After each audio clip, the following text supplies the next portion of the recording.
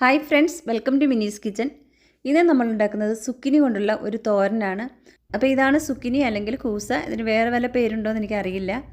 അപ്പോൾ അറിയാമെങ്കിൽ ഒന്ന് കമൻറ്റ് ചെയ്യുക. അപ്പോൾ ഇത് നല്ലൊരു ഹെൽത്തി ആയിട്ടുള്ള വെജിറ്റബിളാണ്. ഇത് ഡയബറ്റിക്സ് ഒക്കെ ഉള്ളവർക്ക് വളരെ നല്ല ഒരു വെജിറ്റബിളാണ്. അപ്പോൾ ഞാനിവിടെ ഇത് നന്നായിട്ട് കഴുകി എടുത്തിട്ടുണ്ട്. ഇനി നമുക്കിത് ചെറിയ കഷ്ണങ്ങളാക്കി ഇതുപോലെ മുറിച്ചെടുക്കാം. അപ്പോൾ ഇതിൻ്റെ രണ്ട് സൈഡും കട്ട് ചെയ്ത ശേഷം ഇതുപോലെ നാലായിട്ട് കീറി ഇങ്ങനെയാണ് ഞാൻ കട്ട് ചെയ്തെടുക്കുന്നത്. അപ്പോൾ ഇതുപോലെ മുഴുവൻ സുക്കിനിയും കട്ട് ചെയ്തെടുത്തിട്ടുണ്ട്. നമുക്കിത് മാറ്റി വെക്കാം. ഇതിൻ്റെ കൂടെ ഞാനിവിടെ ഒരു സവാള ചെറുതായി അരിഞ്ഞത്, ഒരു 3-4 വെളുത്തുള്ളി അല്ലി, 2 പച്ചമുളക് നെടുകെ പിളർന്നത്, കുറച്ച് കറിവേപ്പില എന്നിവ കൂടി എടുത്തിട്ടുണ്ട്.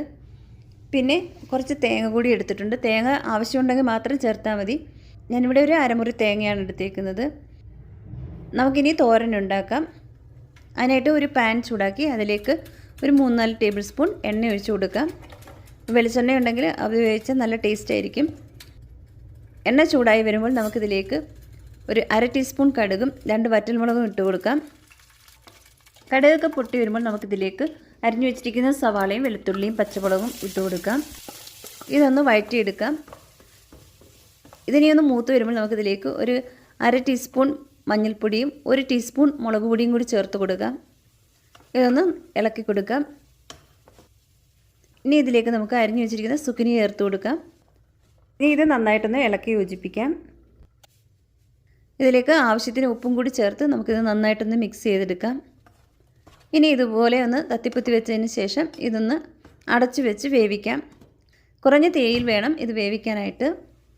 നമുക്കിനി ഇതൊന്ന് തുറന്ന് നോക്കാം. ഇനി ഇത് ഒന്ന് ഇളക്കി ഇത് വെന്തോന്ന് നോക്കാം. അപ്പോൾ വെന്തില്ല എങ്കിലും ഒന്നുകൂടി അടച്ചു വെച്ച് ഒന്ന് വേവിച്ചെടുത്താൽ മതിയാകും.